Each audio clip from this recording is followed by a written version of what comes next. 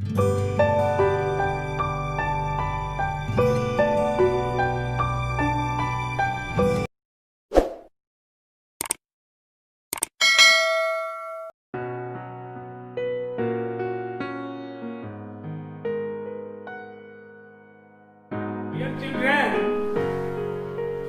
आप सबके क्लास में हमने इसके पहले बताया था प्रोटोजोआ का आइडेंटिफाइंग कैरेक्टर, चीफ कैरेक्टर जिसको बोलते हैं, और उसके डिफरेंट मेंबर्स पर हमने चर्चा की थी, जैसे अमीबा, पैरामीशियम पर हमने इन डिटेल्स में चर्चा की थी। और आज प्रोटोजोआ क्लासेस का ही हमें देखना बेनिफिशियल प्रोटोजोआ, लाभदायक प्रोटोजोआ, बेनिफिशियल प्रोटोजोआ।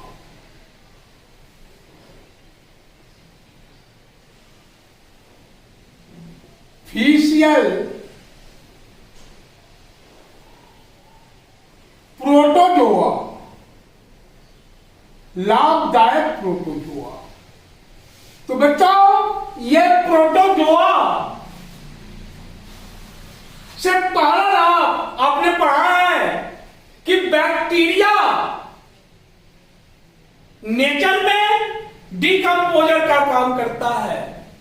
डिकम्पोजर का मतलब होता है किसी चीज को डिकम्पोज कर देना, तोड़ देना, सड़ा देना, और डिकम्पोज करके उसे इन्वायरमेंट में डाइल्यूट कर देना, घुला देना, मिला देना, दैट इज कॉल्ड डिकम्पोजर। तो जिस तरह से बैक्टीरिया हमारा डिकम्पोजर है इन्वायरमेंट का, इन नेचर का, जस्ट लाइक ये प्रोटोजोआ भी डिकम्पोजर का कार्य करते हैं। बैक्टीरिया तथा फंजाई जो एनिमल्स और प्लांट्स के डेड बॉडी तथा अन्य कार्बनिक पदार्थों को खाते हैं, वे कई प्रकार के प्रोटोजोआ के भोजन हैं। तो बच्चों, हमने देखा कि प्रोटोजोआ डिकम्पोजर की भांति, अपघटक की भांति कार्य करता है। It works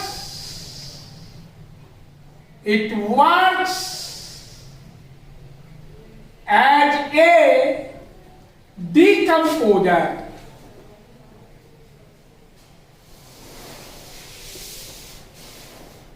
The process in which organism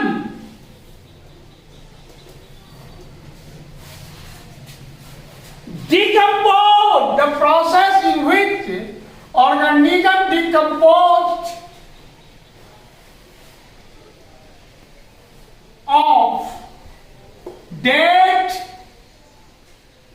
body and dead body and dilute and nature, that is called, which is called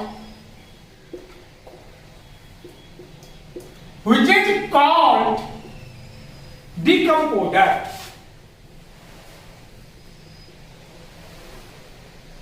वह क्या कहलाता है? डिकम्पोजर कहलाता है। तो बैक्टीरिया की भांति प्रोटोजोआ भी डिकम्पोजर कहलाते हैं नेचर के, क्योंकि ये डेड बॉडी एवं सड़े गले पदार्थों को तोड़ते हैं, डिकम्पोज करते हैं। दूसरा, समुद्र में पाए जाने वाले प्रोटोजोआ कई छोटे समुद्री जंतुओं के भोजन हैं।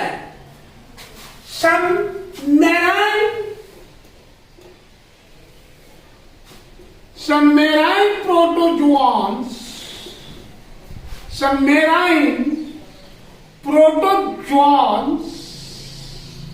are food of marine animals, are food of marine animal, समुद्री जंतुओं के भोजन है कुछ समुद्र में पाए जाने वाले प्रोटोजोआ समुद्री जंतुओं के भोजन है बच्चों। और कुछ protozoa symbiosis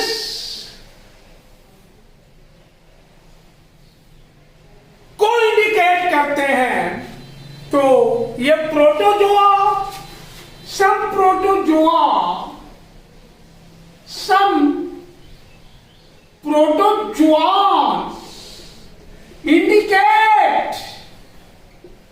some protozoans indicate दर्शाते हैं कुछ प्रोटोजोआ सिम्बायोसिस को। some protozoa indicate symbiosis, कुछ protozoa indicates symbiosis.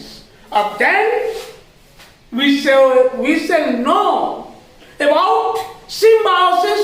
What is symbiosis? The relation of two organisms in which both organisms are live with each other and benefited with each other, which is called symbiosis. So, the symbiosis, the process, the relation of two animals या two organisms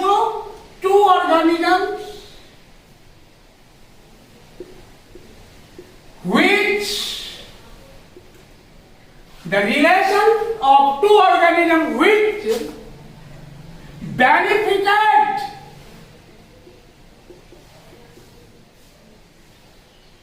with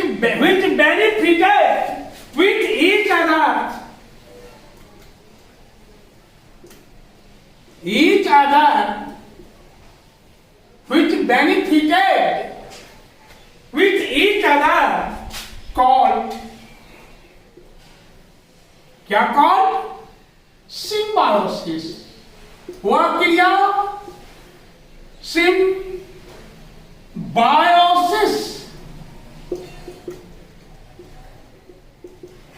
called symbiosis। दो जीवों का वैसा संबंध जिसमें दोनों जीव परस्पर रूप से लाभान्वित होते रहते हैं। फॉर एग्जाम्पल टर्माइट और प्रोटोजोआ का संबंध।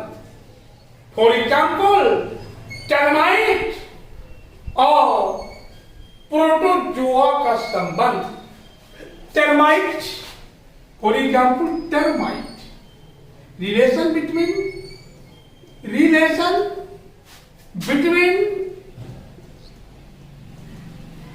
termites and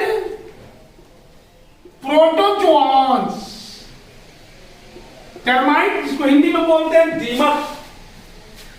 टर्माइट्स और प्रोटोजोआ का संबंध बच्चों, तो लकड़ी खाने वाला टर्माइट क्या एलिमेंट्री कैनाल में पाए जाने वाला प्रोटोजोआ।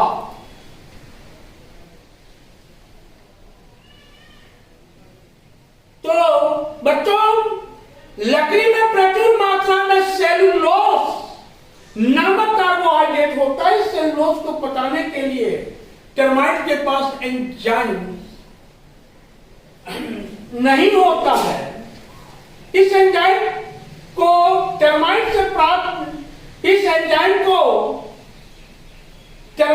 प्रोटोजोआ से प्राप्त करता है बच्चों। बदले प्रोटोजोआ को बिना प्रयास के भोजन मिल जाता है। इस प्रकार साथ साथ दोनों रहकर एक दूसरे से लाभान्वित होते रहते हैं। बच्चों, कभी आपने देखा ये टर्माइट्स और ये प्रोटोजोआ, तो टर्माइट्स के एलिमेंट्री कैनाल में दीमक के एलिमेंट्री कैनाल जो लकड़ी को खाते हैं, ये प्रोटोजोआंस पाए जाते हैं। और टर्माइट्स चूंकि ऊन को खाता है और ऊन में भरपूर मात्रा में सेलुलोज होते हैं, तो सेलुलोज को डाइजेस्ट करने के लिए टर्माइट के पास कोई एंजाइम्स नहीं होता बच्चों। तो ये टर्माइट की आपूर्ति, ये एंजाइम्स की आपूर्ति टर्माइट को किससे? प्रोटोजोआन से मिल जाता है, जिससे इजीली टर्माइट्स लकड़ी को डाइजेस्ट कर लेता है। और प्रोटोजोआंस को बिना प्रयास का टर्माइट्स के बॉडी में एलिमेंट्री कैनाल में शेल्टर प्राप्त हो जाता है, ये आश्रय मिल जाता है। इस प्रकार दोनों जीव, एक तरफ टर्माइट्स को एंजाइम्स सप्लाई होता रहता है, जिससे उसके द्वारा खाए गए वुड का डाइजेशन हो जाता है। दूसरी ओर टर्माइट्स को प्रोटोजोआंस एंजाइम प्रदान करता है, अभी आपने देखा। और उसके बदले में टर्माइट्स प्रोटोजोआन को क्या देता है? शेल्टर देता है। तो बोथ या 10 both organisms, that is termites and protozoans, related with each other, दोनों एक दूसरे से लाभान्वित होते रहते हैं। तो दोनों जीवों का ऐसा रिलेशन जो होता है, ऐसा संबंध जो है, वह कहलाता है सिम्बायोसिस या सहजीवन। और इस क्रिया को सिम्बायोटिक भी हम बोल सकते हैं, सहजीवता की क्रिया। तो एक तरफ टर्माइट्स के एलिमेंट्री कैनाल में,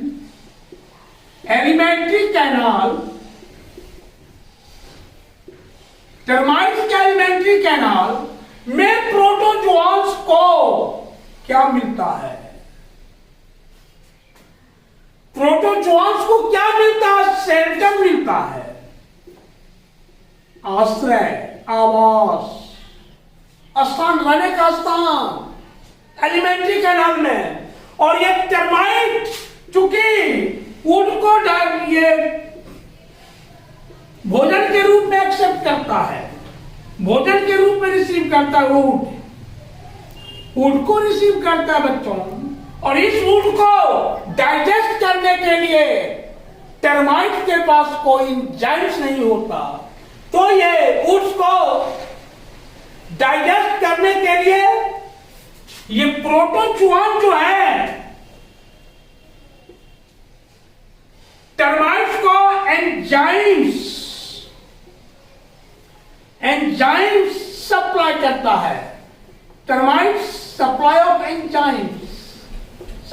एंजाइम्स, टर्माइट्स, प्रोटोजोआंस टर्माइट को एंजाइम सप्लाई करता है, जिस कारण से ये वुड डाइजेस्ट हो जाता है, ये वुड डाइजेस्ट हो जाता है। तो बोलिए बच्चों, ये दोनों जीव जो हैं एक दूसरे से लाभान्वित या बेनिफिटेड हो रहे हैं, यही आपका सिम्बायोसिस प्रोसेस कहलाता है। एग्जाम में पूछता है कि what is symbiosis, explain with examples.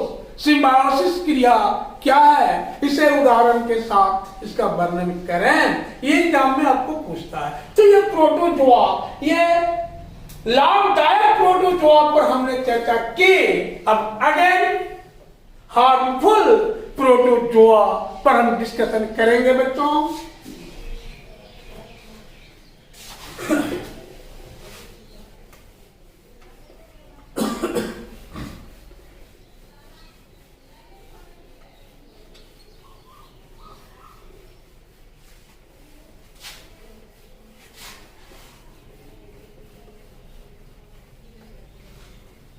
Harmful protozoa पर हम सभी लोग चर्चा करेंगे।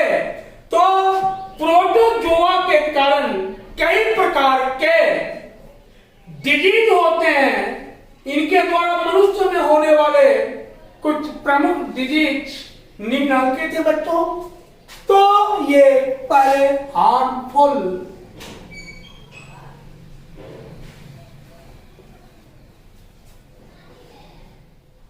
प्रोटोजोआ,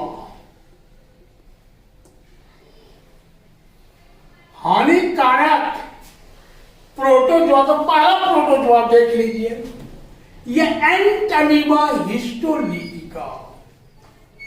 एंट अमीबा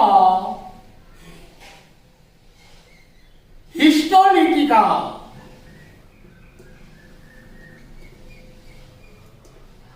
क्लास 9th में जाओगे तो मैं बताऊंगा, तुमको बता दूंगा कि ये एंट अमीबा क्या है और हिस्टोलिटिका क्या है। आप अभी जान लो कि एंट अमीबा जो है यह स्पीशीज है और हिस्टोलिटिका जीनस है, वंश है।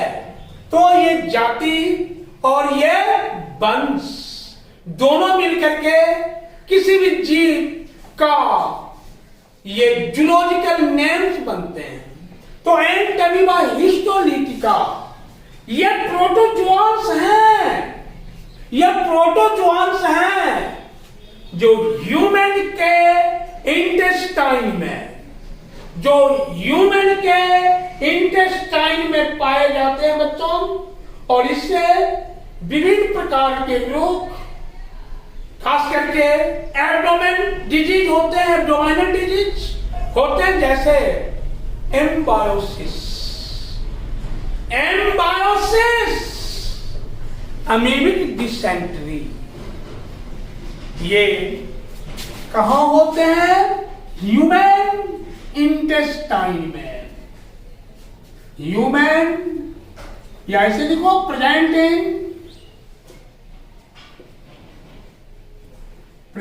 In human intestine. ये मानव के आंत में पाए जाते हैं, ठीक है, ह्यूमन इंटेस्टाइन। और इससे होने वाले रोग जो है ये रोग एम्बायोसिस,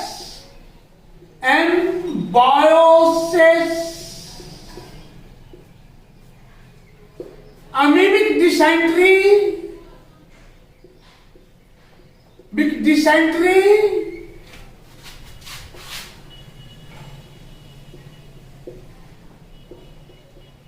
एम्बायोसिस, अमीबिक डिसेंट्री का दो तरह के रोग। ये पेट का चीफली 2 डिजीज।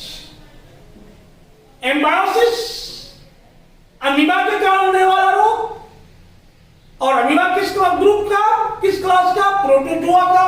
और अमीबिक डिसेंट्री वही प्रोटोजोआ से होने वाला डिजीज। और ये डिजीज रिलेटेड विथ एब्डोमेन, इसको बोलते हैं एब्डोमिनल डिजीज। इस डिजीज में हमारा एब्डोमेन जो होता है वह डिसऑर्डर हो जाता है। कभी कभी पेट में बहुत ज्यादा आवाज होना, पेट में गरगर हरर की आवाज होना, ये फिकस जो है वह डिसऑर्डर रूप से बाहर होना।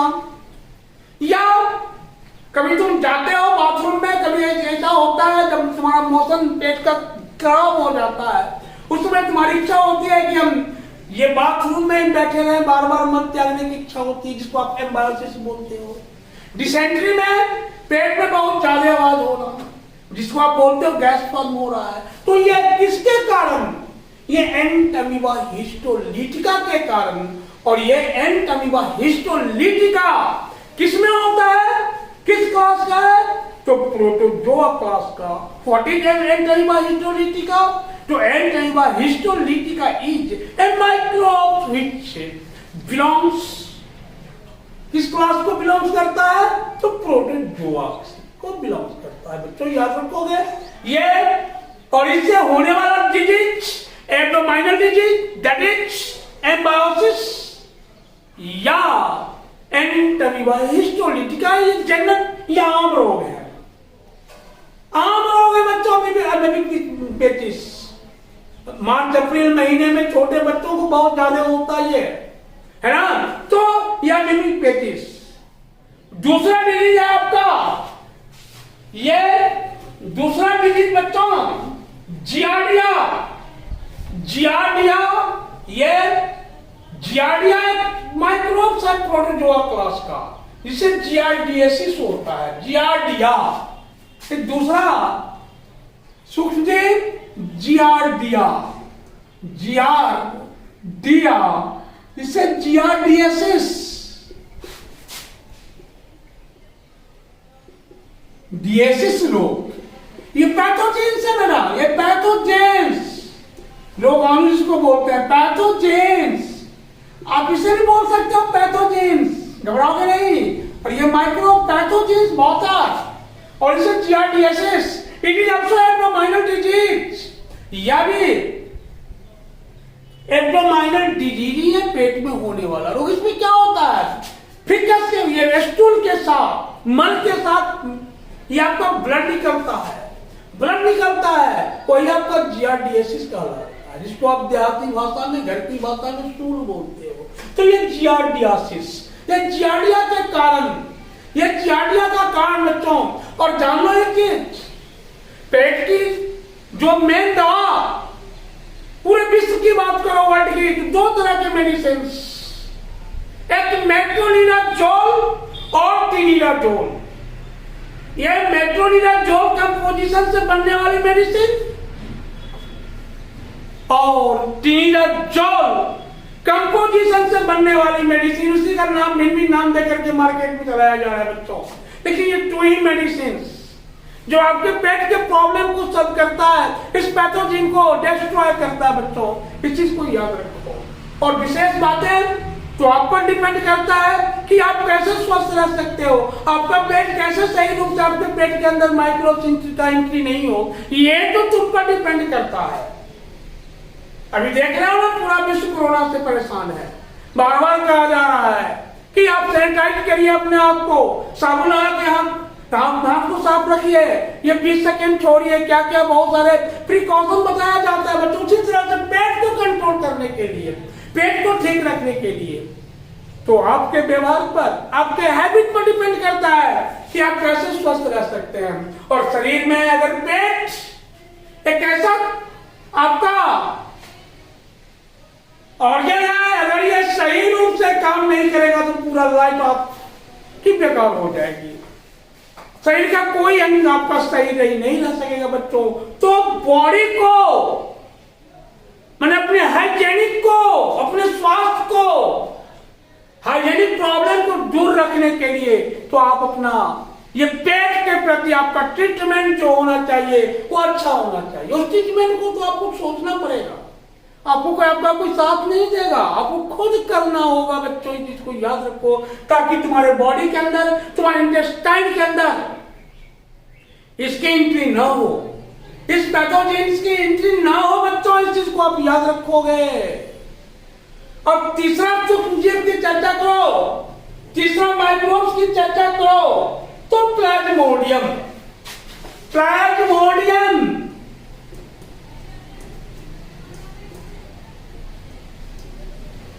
प्लाज्मोडियम बच्चों, और ये प्लाज्मोडियम की कई प्रजातियां, प्लाज्मोडियम की कई स्पीशीज, प्लाज्मोडियम की स्पीशीज, प्लाज्मोडियम मलेरियाई, मलेरियाई plasmodium, plasmodium falciparum, plasmodium falciparum, plasmodium ovale, plasmodium, plasmodium ovale, ये सभी जातियां प्लाज्मोडियम की है और ये जातियां प्लाज्मोडियम के, ये क्यूलेक्स,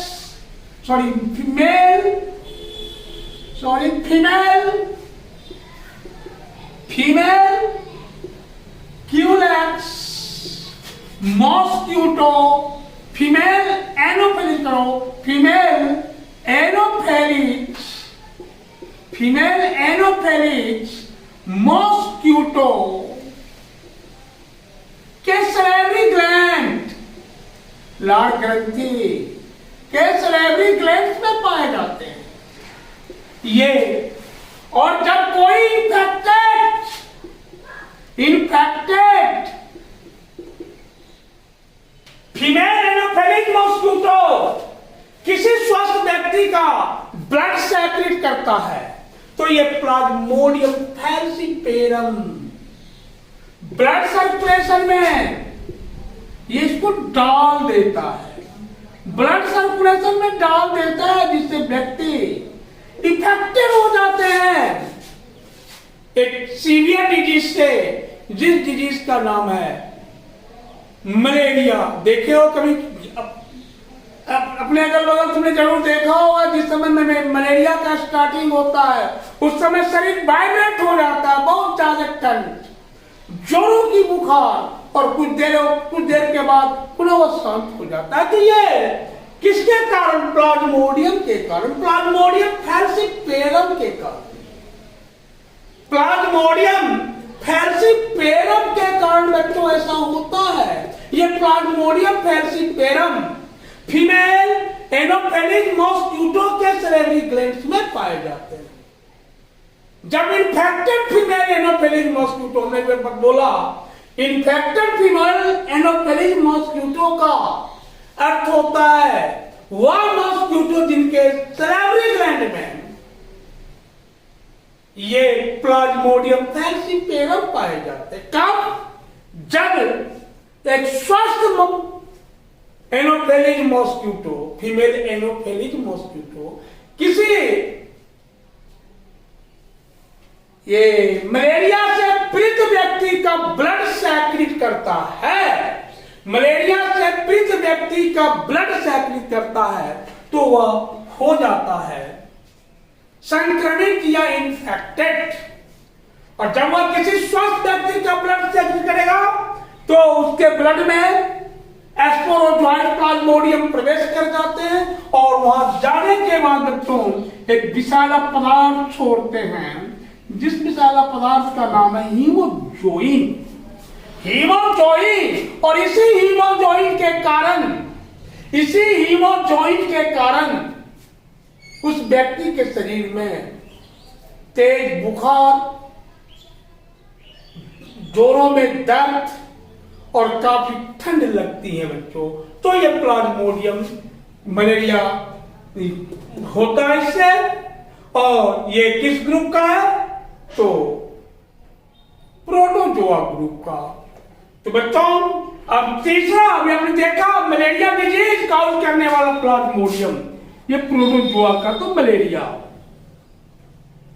अब है उसके बाद है आपका ये प्रोटोजोआ ग्रुप का ही ट्रिपैनोसोमा, ट्रिपैनोसोमा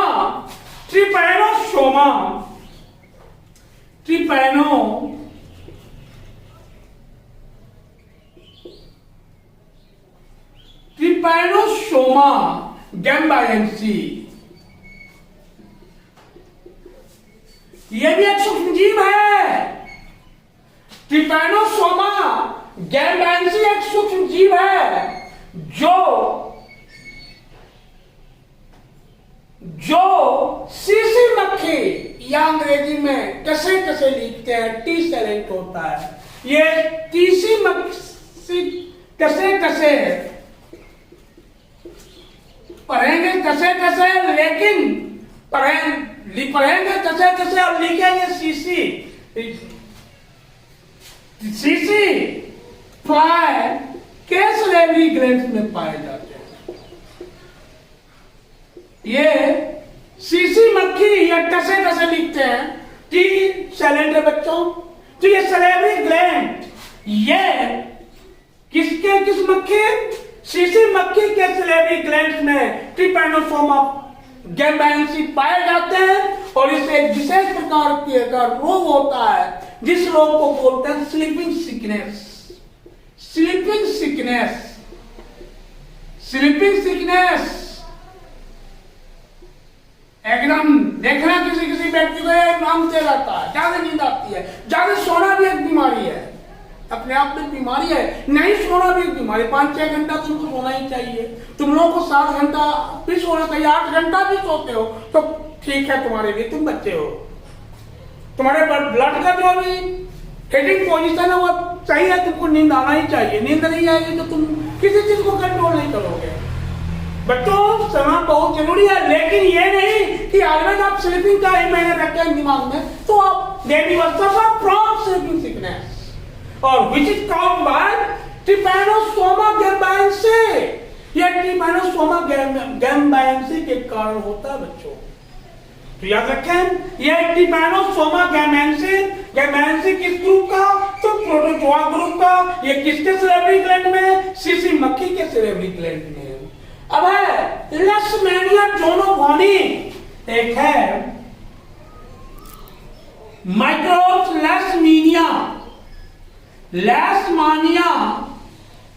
लेशमानिया जोनोगोनी बच्चों, जोनोगोनी। ये सैंडी फ्लाई के सलेवरी ग्लैंड में, बालू मक्खी इसको बोलते हैं। एग्जाम में पूछता है सैंडी फ्लाई के सलेवरी ग्लैंड में, ये सैंडी फ्लाई के सलेवरी ग्लैंड में बच्चों। और इससे एक रोग होता है जिस रोग को हम बोलते हैं काला जर। ये काला जर ये बहुत खतरनाक रोग है, नहीं तो कुछ नहीं है। अगर इस समय हम प्रिकॉशन स्टार्टिंग पीरियड में ले लेते हैं, बिगिनिंग स्टेज में ले लेते हैं, then this disease is nothing, कुछ रोग नहीं है ये, कुछ नहीं। अगर हम उसमें थोड़ा सा भी लेजीनेस कराते हैं, इसका ट्रीटमेंट सही ढंग से नहीं करते हैं, गांव घर में जाके झोला छाप से मेडिसिन खा लेते हैं, बुखार हुआ दवा एकदम पैरासीटामोल खा करके ये बुखार को दाब लेते हैं, धीरे धीरे दाबते जा रहे हैं, अंत में वही चीज आपको एक भयानक बुखार में बदल जाता है, जिसको आप काला जर कहते हैं। स्किन का रंग काला हो जाता है लास्ट में। तो समझो अब कोमा में आ चुके हैं बच्चों, इसलिए कभी भी बिल्कुल याद रखो, बुखार को कभी भी पैरासीटामोल खा के नहीं दाबो अपने मन से। कभी भी ऐसा नहीं सोचना चाहिए कि बुखार है चलो भाई मार्केट से लाएंगे एक पैरासीटामोल खा लेंगे, एक मेडिसिन ये पेन किलर खा लेंगे तो हमारा पेन क्या होगा, वो सही हो जाएगा। इस चीज को आप याद रखोगे बच्चों। धन्यवाद बच्चों, आज इतना ही है, फिर हम लोग नेक्स्ट वीडियो में नेक्स्ट चीज देखेंगे। धन्यवाद बच्चों।